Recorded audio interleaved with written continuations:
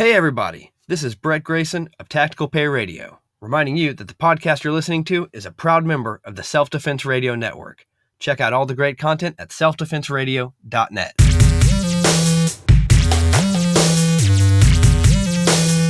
Welcome to Unload and Show Clear, the podcast about all things IDPA. And now, here's your host, a man for whom getting stuck in traffic was the only thing worse than sticking around for day one of nationals, Lloyd Bailey. Welcome to another episode of Unload and Show Clear. This is a podcast about the men and women who compete in IDPA, International Defensive Pistol Association. Now, I've been attending IDPA matches since 2011, and over the years, I've met some really amazing people thanks to this sport. Ignore all the colorful jerseys and the sponsor logos, and underneath you're going to find everyday men and women who volunteer their time and their effort and spend their hard-earned dollars on travel, match fees, and gear to make this sport great. And today you're going to meet another one of these awesome people. But first, I want to thank today's sponsor.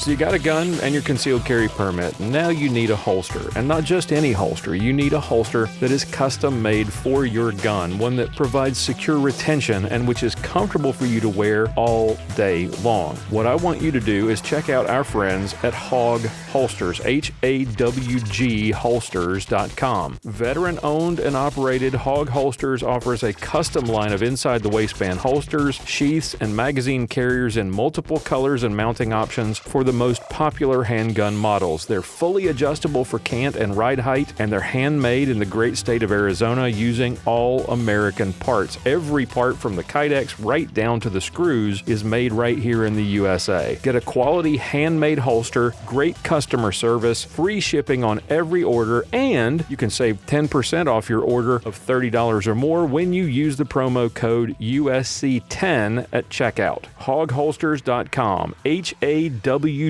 Holsters, helping America wear guns. HogHolsters.com.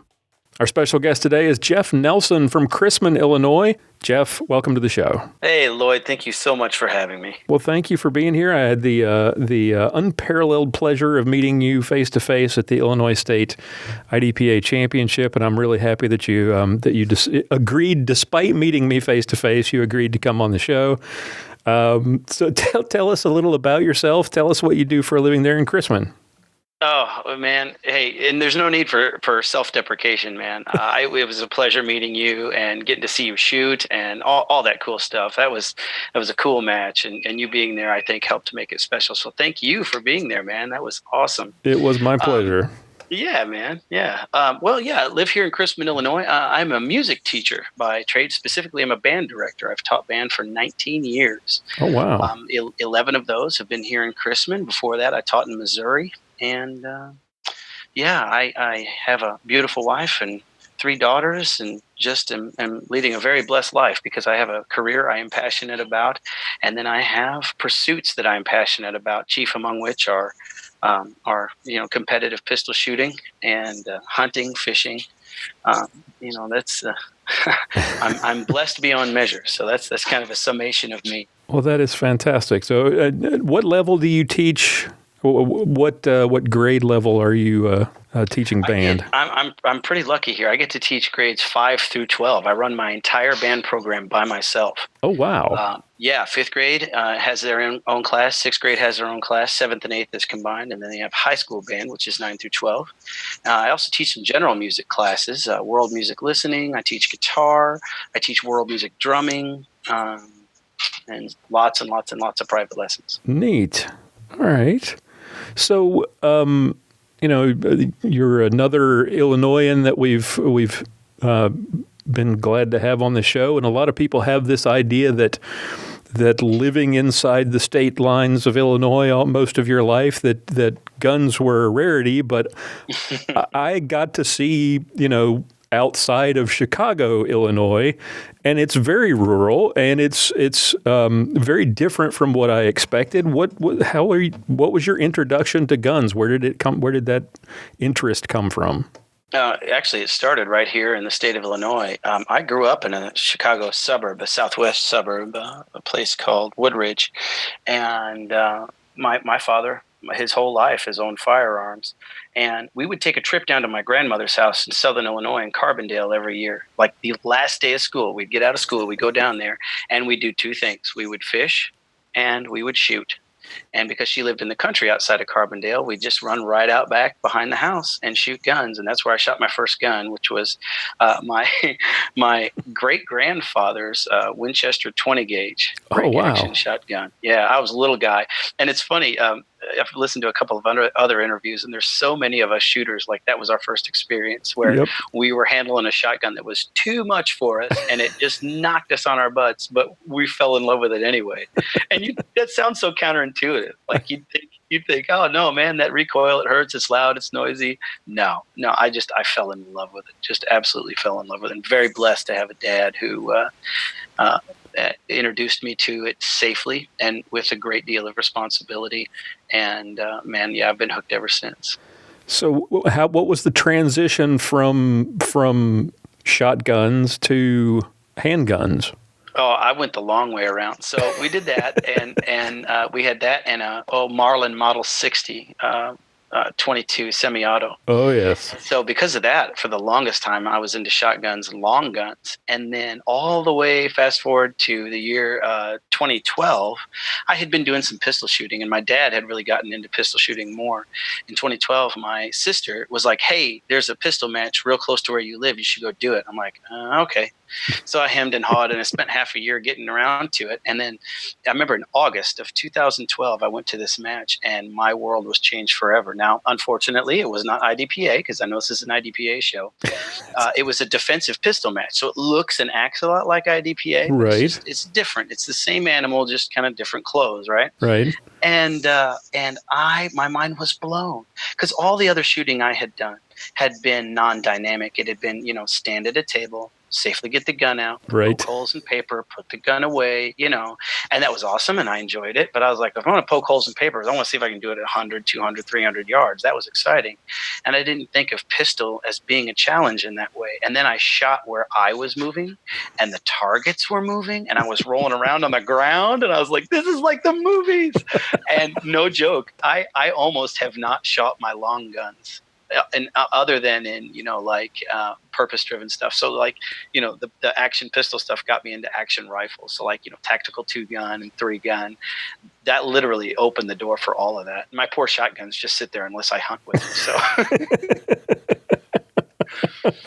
So that's how it happened. So you moved, I guess, from there to IDPA. How did you find out about IDPA, and what was where was that first experience, that first IDPA match? Again, it was through that pistol match. So that pistol match I was telling you about, the defensive pistol match, is in Westville, Illinois. It's called the WSC Sunday Shoot. And I bring it up because it's kind of how I got started in all of this. Right at the end of my first season, the leadership team at that match was like, hey, you should join the leadership team. You're responsible with firearms. You're an okay shooter. Why don't you jump in and get involved? I'm like, well, what do I need to do? They're like, well, you need to get some training.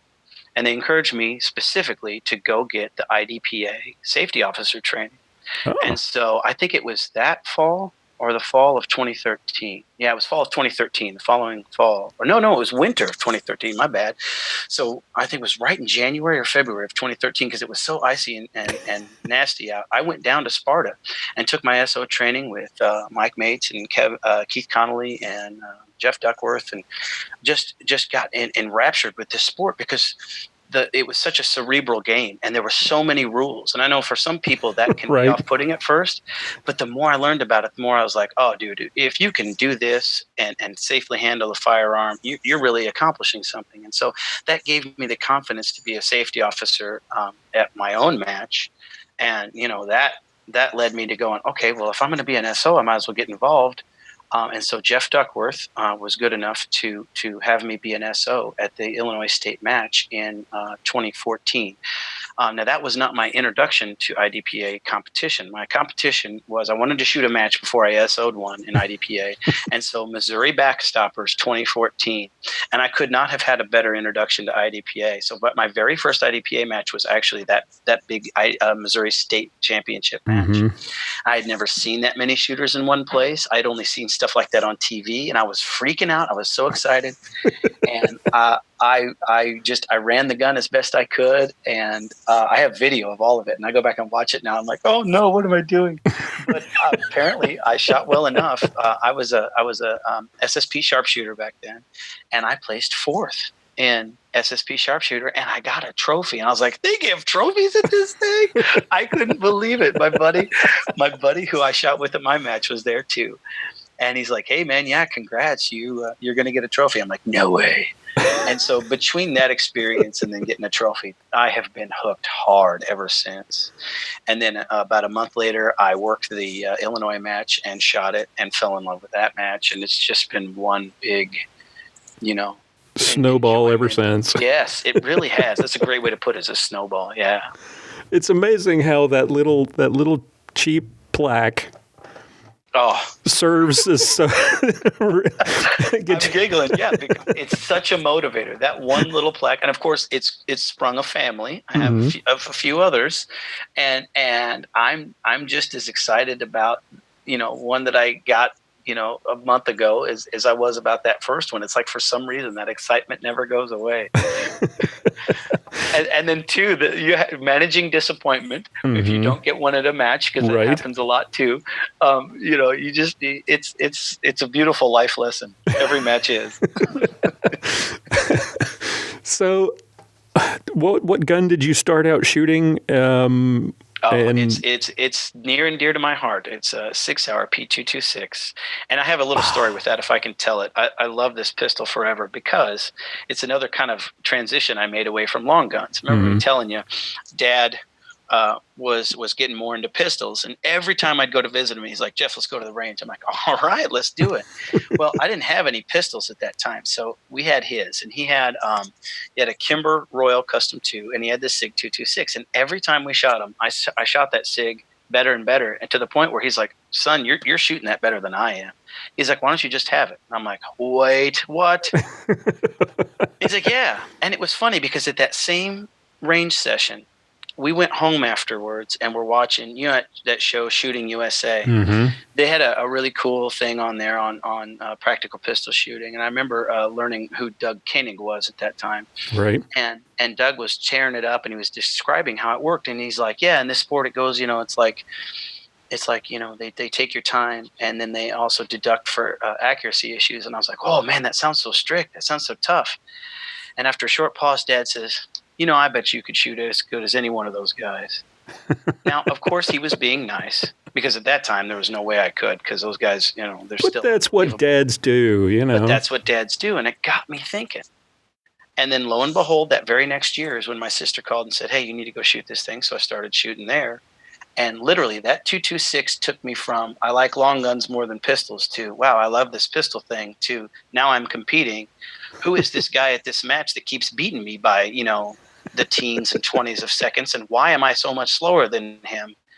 And that process has not stopped ever since, all because of that 226. Are you still shooting the 226, or have you moved? No.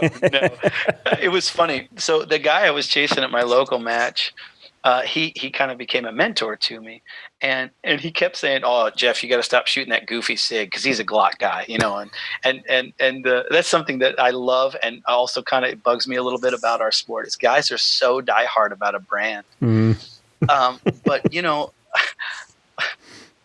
one of my other mentors taught me, is like, it really doesn't matter what gun you shoot, because it's really more about, do you understand the concept of front sight trigger press? If you do, then it doesn't matter what you're holding. And that really stuck with me. But anyway, he was getting on me about that because, the 226 is a DASA pistol, and that first trigger pull, it's a booger for some people. Well, when the P320 came out, I was like, I gotta have one. So I saved and saved and saved, and finally got one, and that was a game changer because that one, oof. Yeah. Ever since I got that 320, I have just relegated the 226 to happy memory piece, as well as just take it out every now and again for some combat pistol practice, because it's a great combat pistol. Right. But I got bit by the striker fire bug.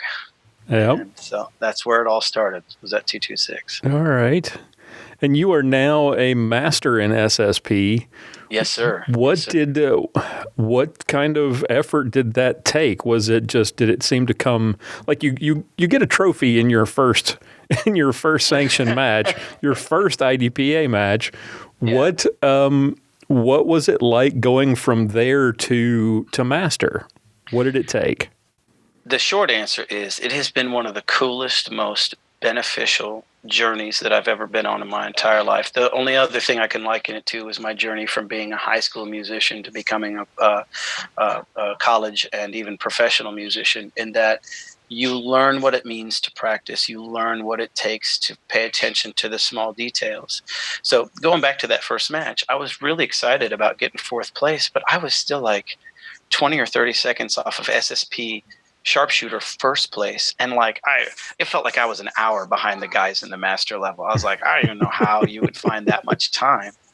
And so I just set my sights on, okay, I remember specifically that first year, I was like, I need to find a way to shave 23 seconds off of a big match. How do I do that? Mm-hmm. Do I shoot faster? Do I move faster? I tried everything.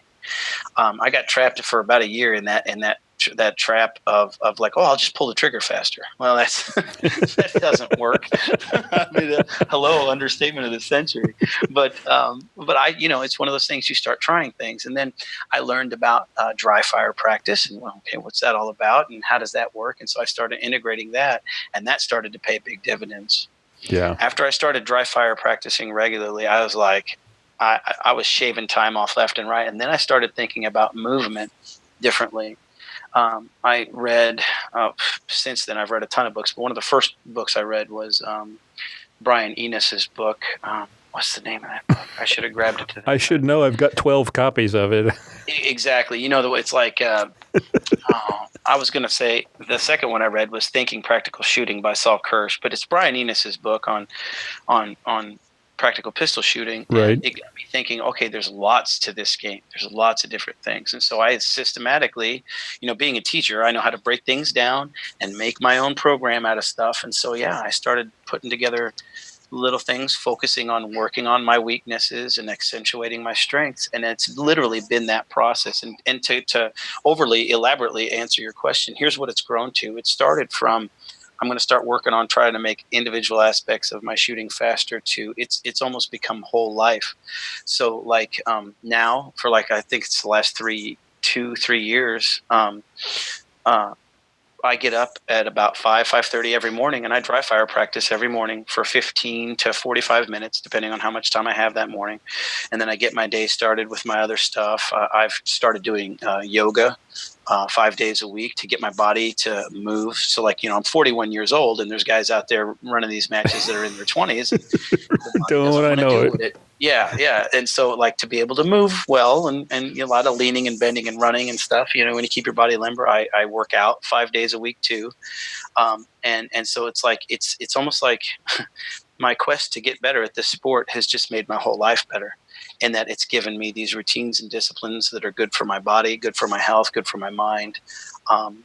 But it's been neat because I've found ways to integrate it. So getting up early in the morning, it doesn't interrupt my time with my family. It doesn't interrupt time with my job. Right. Because my family is so very important to me.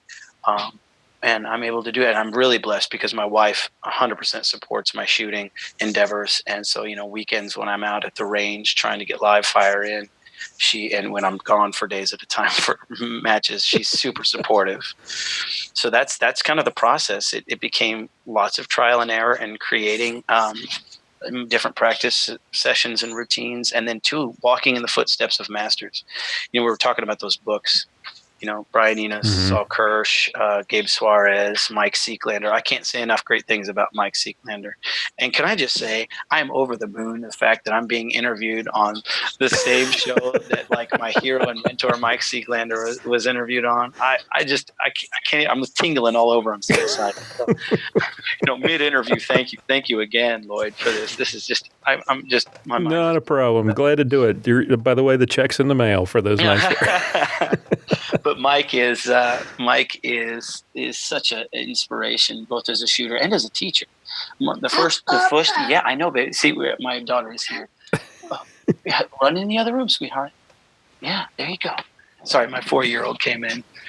We knew it would happen at some point. We knew it would happen. We knew it would. But no, the first book of his I read was The Art of Instruction. Mm-hmm. And that was like mind-blowing. So that was a mix of how to be a firearms instructor and how to just be a teacher in general. And, being a teacher myself, I was gleaning things from it for my teaching career and for my shooting. And I was blown away. And so that got me into his competitive pistol program, his defensive pistol program, and then his IDPA mastery program. I was really blessed to afford some time to have FaceTime with him or some, Zoom video conference time with him. And I cannot express the value of that. Yep. And I think I remember in one of the interviews, Lloyd, you've had a chance to take one of his classes in person. I have, yes. Yeah. It was tremendous.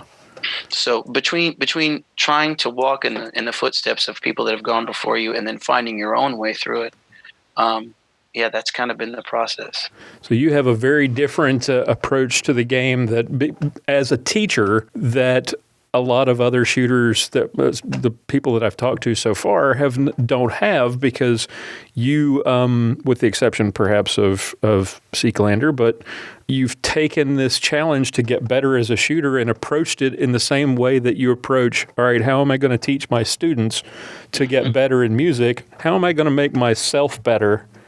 And that experience of putting together programs and classes for your kids has now translated into a better way to teach yourself or to improve yourself as a shooter. That's really cool. Yeah. And it's just neat because it's had a lot of side benefits. I feel like it's made me a better teacher. It's made me a better father.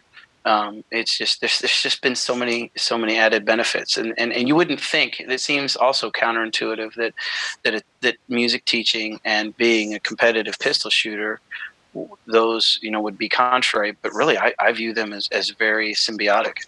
Yep. So what's a drill that you like to run? What is something that you do on a regular basis just as part of your regular practice routine? I learned from any number of those books to keep copious notes. And so when I'm at a match, I'll either on my phone or on my notepad take down things that really gave me a hard time. Or if I get to a stage and it's got a certain challenge, for instance, I don't mind talking about this one specifically. Anybody that shot Wisconsin State will know exactly what I'm talking about. Stage 8, weak hand only, strong hand only, and 15 yards, 3 tuxedo striped targets with a non-threat swinger in the middle. This just ate people up. It ate me up. So check it out. In the entire match, right, 12 courses of fire, 11 of those courses of fire, my entire points down was only 22, right? Or sorry, 23. That course of fire by itself, I was 22 points down. Oh, gosh. Oh. I doubled my points down on that course of fire. Now, let this be a lesson to anyone who listens to this, right? If you have a bad stage, just forget about it. There is no stage other than the one you're about to shoot. So when you tank that stage, like I tanked that one, just forget about it, because the moral of the story is I ended up winning my division. I was SSP Master first place and SSP division champion and high pistol overall. The only other guys faster than me in that match were the PCC guys. And after I shot that stage, I was like, okay, we've got, that's it. That's where you blew the match. But I'm like, no, just remember what you've learned. Don't let any one match get you down. Shoot that next one to the very best of your ability. And I did. But right after, while we were waiting for results before I knew how I ended up, I was sitting there furiously scribbling in my notes. Okay, guess what you need to work on? You need to work on weak hand only, strong hand only, specifically on hardcover targets. And it's been beautiful ever since then. Even though I had a really great result at that match, almost all of my dry and live fire practice has been on hardcover targets and how to, get the proper holdover for where I'm going to shoot to get my hits while doing that at good competition speed. So I'm trying to constantly morph my drills, based on what my weaknesses were in my previous match. Right. And so, like, as an example of that too, the Illinois match, I did not perform as well there as I would have liked to have. And it was weird because it was across almost all the courses. And it was something actually that I learned recently. A couple days before our interview, I was listening to your interview with Brad Edens. And Brad has a very different practice approach, which I'd never thought about. He likes to set up like a course of fire and run it and experiment with movement and how movement can be altered to affect and save time. And I'd never thought of that before, because almost all the other conventional wisdom is no, just do drills. Don't do courses of fire. But I see the wisdom in what he's doing. So, I'm absolutely going to steal that idea. Thank you, Brad. Thank you, Lloyd. And I'm going to start doing that because I'm blessed. That match that I was telling you about earlier at Westville, I'm the match director of that now. And so I have access to the materials of that match and a great range at my home club. And so, why wouldn't I set those up and try those things out to try to be a better shooter? Yep. Yeah, if you've ever just sat back and watched Brad Eden's feet, you understand where that comes from. It's amazing. Yeah, it really is. World-class footwork, yeah. Yep. So that makes sense based on what he said. Oh, yeah, absolutely. That totally makes sense. So give us a story. Tell an experience aside from that one stage that you bombed from your career so far. A match that stands out in your mind, something that was really fun or bizarre, or you had a really hard time with, or a match where you did really well and you're really proud of your accomplishment. Well, the one that stands out the most was my first high overall win. Back in 2017, I got my first high overall win, and it was actually my first division and class and division win as well. It was funny. Previously, when I've trophied, I've always gotten like second or fourth place. Those are the only trophies I have, is second and fourth place. I even got my bump to expert and bump to master with second place finishes, which I was so excited about. But it was that win in 2017 at Indiana which really got me, because my life was upside down at that point. It's kind of a long story, but I'll give you the condensed version of it if I can. Sure. In 2015, my wife and I had our youngest daughter born to us, but she was born extremely premature, 23 weeks, 5 days. Wow. And she was in the hospital in the NICU for 161 days. Ooh. We moved out of our house. We lived in a place called Family House in Peoria. I have nothing but great things to say about the great people, doctors and nurses and staff at the Children's Hospital of Illinois in Peoria. And we literally just lived there. We were either together or alternating at her bedside all day, every day. And we moved the whole family there, and we lived that life. And the whole time I was gone, I was, of course, we're living this life and death thing with our daughter and trying to give a normal life to our older daughters, as normal as we can while not living at home. And the whole time in the back of my mind, I'm like, man, I miss shooting. I think I had just made Masterclass right around that time. And I was like, wow, I want to do something with this, and I can't because life is now on hold.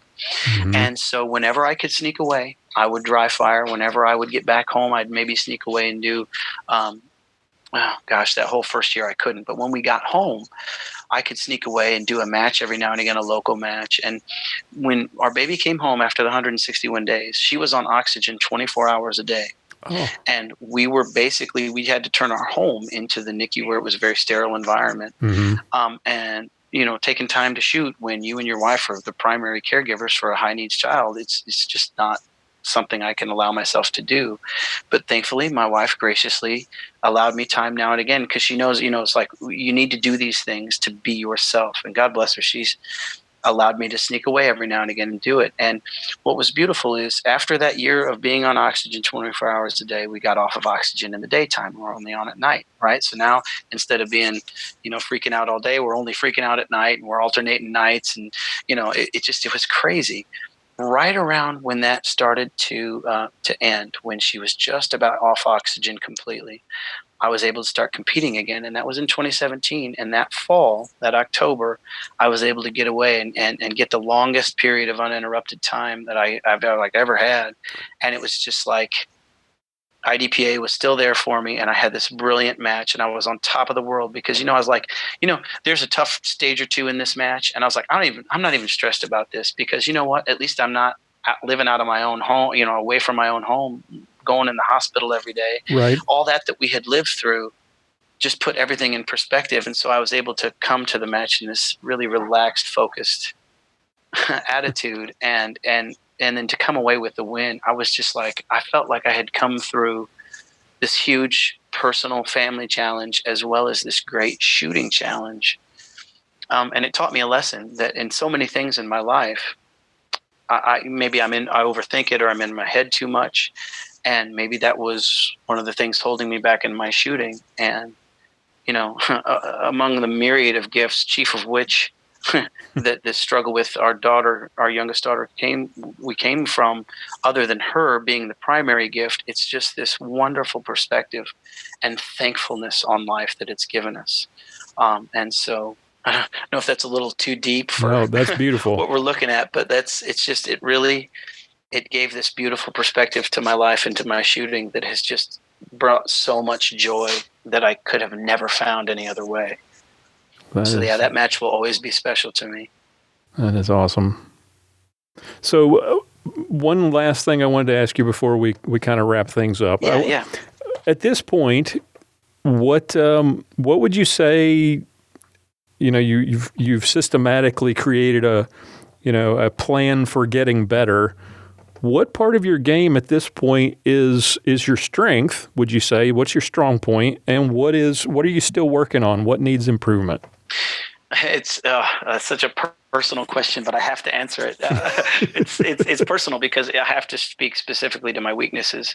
I feel my strength is if there's ever courses of fire where the emphasis is on accuracy and it's just really complex, like, those courses of fire where you'd almost have to have it memorized to get it right, where you look at it and during that, whatever, like 2 or 3 minute walkthrough we get, you still come up and you're like, I have no idea how to shoot this. I excel at those because of the training that I've gotten in my defensive pistol match at home. And the challenges that has presented, because it's a very cerebral match that we run there. Those, I feel like I excel at those. And then too, just long distance shots and hard shots, tight shots.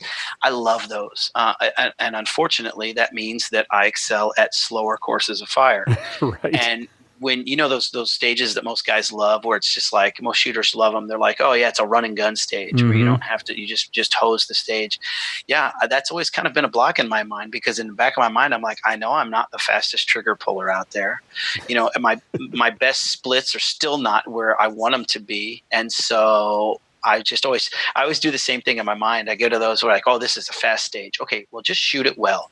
Don't try to go fast because you're not fast. Well, I've got to get that out of my head. I've got to be like, yeah, I can be one of the fastest on the fast stages, and I can be one of the most accurate on the accurate stages. And so that's my big push right now, is to feel free to work on my speed. And then two, this is really great. Talking about those books that I was reading. One of the books I read this year was by, it's a great title. It's called Get to Work by Steve Anderson. And in Get to Work, he talks about the importance of learning to be a shot caller. And so I am in the infancy stages of being a dyed-in-the-wool, true, honest shot caller. Right. And it sounds so easy to say it, and people think they know what it means. I thought I knew what it meant, but I did not. And it's really eye-opening. And in a couple of drills he gives, I really encourage anybody that wants to get serious about their shooting to take a look at that book and specifically learn Shot Calling 1 and Shot Calling 2. The drills in his book are the hands down the best 2 drills for beginning to learn that skill. But I have a weakness in staying focused enough to shot call while I'm in match mode, while I'm at a match, and really working on all of the myriad of stage planning and remembering I'm a round counter, and so I've got to make room in my mind to count rounds. And it's hard to shut that one off. Yep. And then to add shot calling to that, that's a weakness that I'm currently turning into a strength. Some days I go to the range and I am just, man, I called every one of them. And other days I'm like, how does this thing work? Right. So that's where I'm at. So you've kind of alluded to this, to the answer to this last question. What is it about this sport that you love so much? If you could summarize it and tell somebody who's never been to a match, what is it about this sport that has you so in love with it, working so hard to get better at it, working at matches, doing everything that you do? What is it about IDPA that you love? It's literally the competition. It's the fact that it's a game and it's a competition, because there's so much philosophy tied up in competition. It's like competition is really, there's a quote that says competition is really good for us to a point. And then competition must give way to cooperation. And that quote has been with me from the time I was a young man playing basketball all the way through competitive shooting and even competitive music events. The concept of cooperation as being the end-all be-all to competition is completely encapsulate what our sport's all about. And what I mean by that is, like, think about every match you've been to. You meet such amenable people. You meet such wonderful, nice people. I have seen people and been the recipient of people giving you their gun to use because your gun puked, or Right. or giving you their gear, like, oh, I got to the match and I don't have a cover garment. No problem, I have an extra one, use mine. Where else does that happen? Yep. These guns are not they're not a perishable or disposable item. These are expensive, sometimes family heirlooms. And to have people willingly, like, oh yeah, please, here, use my pistol. Please use my gear.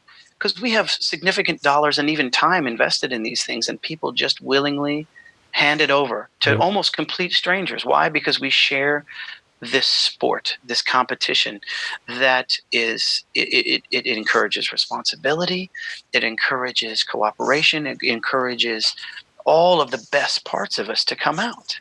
And I'm just blown away, no matter what state I'm in, where I'm at, that's consistent. It's beautiful. It's like being a musician. Like when in music, I love jazz the most. And if as a jazz musician, I can literally go to any place on earth where they're playing jazz and just jump in. Why? Because we all speak the same language. And you know what? IDPA shooters are the same way. I can go shoot IDPA on any continent on earth. That's why I love that it's an international sport. And I know I can just jump right in because like-minded people are doing this in kind of a common goal. I know that's a deeply philosophical answer for it, but I really dig philosophical stuff. And the fact that connection is there, whether it's known or just felt and experienced by the other shooters, I don't even care. It's just so consistent that I love it. That's what I love about the sport. I'm disappointed that you didn't say that the chicks and the money. Nobody's answered that yet. Well, if you get to a match and see an abundance of either of those, you let me know because I haven't seen it yet. Well, Jeff, thank you so much for taking the time to do this. It was great to get to meet you. I'm honored that you agreed to come on the show, and I'm really looking forward to seeing you again on the range. Hey, man, I'm honored to be a part of this. Thank you so much for the invitation as well, and thank you for what you're doing with this show. I love the message that you're sending, and it's something that needs to be done. So I look forward to listening to countless future episodes, man. Thanks, sir. All right, that's all the time we have for today. I want to thank our guest for coming on the show and our sponsors for making all of this possible. Take a moment, if you would, to check out the website, check out our show notes at unloadpodcast.com. We've got lots of interviews with more amazing guests like the one you heard today. Join our Facebook group at unloadpodcast.com/Facebook for all the latest updates and to connect with other fans of the show. And if you'd like to support the show, we sure would appreciate it. Consider becoming a patron at unloadpodcast.com/extra. I've got some full-length interviews and special content available there exclusively for patrons as well. And if you know somebody or you yourself would make an interesting guest for a future episode of Unload and Show Clear, please contact me at lloyd@unloadpodcast.com or click on the contact page on the website and send us a message. We'd love to hear from you. Tune in again next time for another episode of Unload and Show Clear.